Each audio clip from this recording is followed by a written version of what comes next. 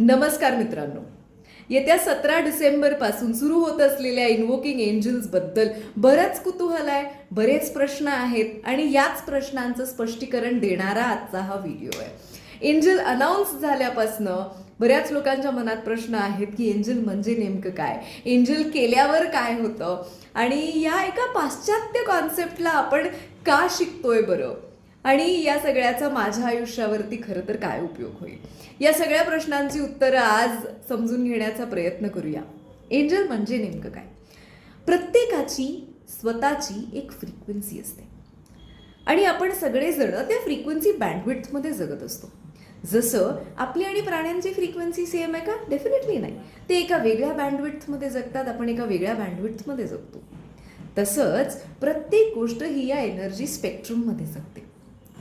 मनुष्यामध्ये पण वेगवेगळ्या स्तरावरती energetically function करणारे आपण सगळे आहोत, कारण आपल्या सगळ्यांची जगण्याची, समजून घेण्याची, फंक्शन करण्याची एनर्जीच वेगळी आहे. आपल्यामधली जी इव्हॉल्व्ड माणसं असतात, जी स्पिरिच्युअली सिद्ध करतात स्वतःला, ज्यांना सेल्फ रिअलायझेशन होतं, ज्यांना आपण सद्गुरू मानतो, गुरु मानतो, यांची आपल्यापेक्षा एनर्जी बँडविड्थ वेगळाच आहे ना. आणि त्यांच्यावरती जो एनर्जी बँडविड्थ जो सूक्ष्माकडे सुरू होतो, तो ज्या एनर्जीला आपण प्रार्थना करतो ती सूक्ष्मच आहे ना, त्याला फिजिकल फॉर्म नाही आहे, त्याला आपण देण्याचा प्रयत्न केलेला आहे. ह्याच एनर्जी बँडविड्थ मधली एक एनर्जी आहे एंजल्सची. एक फ्रिक्वेन्सी आहे जी आपल्याला मदत करू शकते जर आपण त्या एनर्जीला कनेक्ट झालो तर. असं म्हणतात की यू कॅनॉट नॉट कम्युनिकेट. याचा अर्थ काय समजून घेऊया. आपण सगळेजण आपल्या गाभ्याशी मूलतः एनर्जीच आहोत. सो आपण कॉन्स्टंटली एक एनर्जी ट्रान्समिट करतोय आणि रिसीव्ह करतोय. आपली फ्रिक्वेन्सी कशावर ठरते? आपल्या आतमध्ये चालू असलेल्या विचारांवरती, आपल्यामध्ये चालू असलेल्या आपल्या इमोशनल कंडिशनिंग्सवरती, आपल्या बिलीफ सिस्टम्सवरती. सो आपण पॉझिटिव्ह एनर्जीशी ट्यून करतो का निगेटिव्ह एनर्जीशी ट्यून करतो, हे आपल्या त्या फ्रिक्वेन्सीवरती अवलंबून आहे. आणि तुम्ही ठरवलं म्हणून तुम्ही ट्रान्समिट करताय असं होत नसतं. You are constantly transmitting and constantly receiving. So ज्या वेळेला हे कंटिन्युअस कॉन्शियसली अनकॉन्शियसली सुरूच आहे, तर कॉन्शियसली जर आपण ही एनर्जी एका पॉझिटिव्ह चॅनलकडे डायरेक्ट करू शकलो तर आपल्या आयुष्यामध्ये निर्माण होणारे अनुभव पण या पॉझिटिव्ह कॅटेगरीचे सुरू होतील ना. एंजल्स हा त्याच सूक्ष्म लेवलमधला एक स्तर आहे ज्याच्याशी आपण जर कनेक्ट करायला शिकलो तर ऑटोमॅटिकली आपली जगण्याची अवस्थाच बदलायला लागते. कारण जी एनर्जी आपण प्रोसेस करतो तसेच अनुभव आपल्याला आयुष्यामध्ये यायला लागतात. बरं, ही काय पाश्चात्य संस्कृतीतली कॉन्सेप्ट आहे का? नाही. आपल्याकडे पण एंजल्सचे दाखले आहेत, ज्याला यक्ष, किंकर अशा नावानी याचे दाखले आहेत. पण आपल्याकडे देखील जसं एंजल्स, प्रत्येक गोष्टीची एक एंजल आहे. पैशाची एंजल आहे, हेल्थची एंजल आहे, रिलेशनशिप्सची एंजल आहे, बुद्धीची एंजल आहे. आता आपण जर बघितलं तर आपल्याकडे या सगळ्या गोष्टींकरता दैवत आहेत. पैशाचं दैवत आहे, बुद्धीचं दैवत आहे, बळाचं दैवत आहे, ज्ञानाचं दैवत आहे.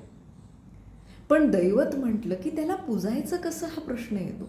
त्याच्यापर्यंत पोचायचं कसं? त्याला इतकी कर्मकांड आहेत की आपण कुठे चुकतोय का, काही उलटं तर होत नाही आहे ना, ही सतत भीती असते. बरं, या सगळ्याचं एक व्यवस्थित स्पष्टीकरण देणारं पण आपल्याकडे काही एजन्सी नाही आहे. सो एनर्जी फील्ड तोच आहे, फक्त नाव वेगळं वापरतोय का? कारण या सगळ्या नावांवरती काम करणारी माणसं आहेत ज्यांनी ही एंजल थेरपी जगापर्यंत आणली, ज्याच्यामुळे या एनर्जी बँडविड्थपर्यंत पोचणं कितीतरी सोपं झालेलं आहे. सो ज्या वेळेला आपण ह्या सगळ्या फील्डशी कनेक्ट करतो, होतं काय? आपण ज्या वेळेला आपल्या सिस्टममध्ये पॉझिटिव्हिटी प्रोसेस करतो, आयुष्यात घडणार काय आहे? पॉझिटिव्ह अनुभव वाढणार आहेत ना. सो ज्या वेळेला आपण ह्या सगळ्या पॉझिटिव्ह फ्रिक्वेन्सीशी कनेक्ट करू, काय घडेल आपल्या आयुष्यात? पैशाचे प्रॉब्लेम सुटायची शक्यता निर्माण होईल. रिलेशनशिप्सच्या स्तरावरती जे अडथळे झाले असतील ते रिलीज व्हायला मदत होईल. तुमचं वेलबिईंग वाढेल. हेल्थ रिलेटेड जी काही हेल्प आपल्याला हवी आहे, जी स्ट्रेंथ हवी आहे, ही स्ट्रेंथ क्रिएट व्हायला सुरुवात होईल. बरेच जण विचारतात की एंजल दरवर्षी ह्याच वेळेला का असतो. नॉर्मली एंजल शेड्यूल केला जातो सप्तचक्र झाल्यानंतर. कशासाठी? तर प्रत्येक चक्राची पण एक एंजल आहे.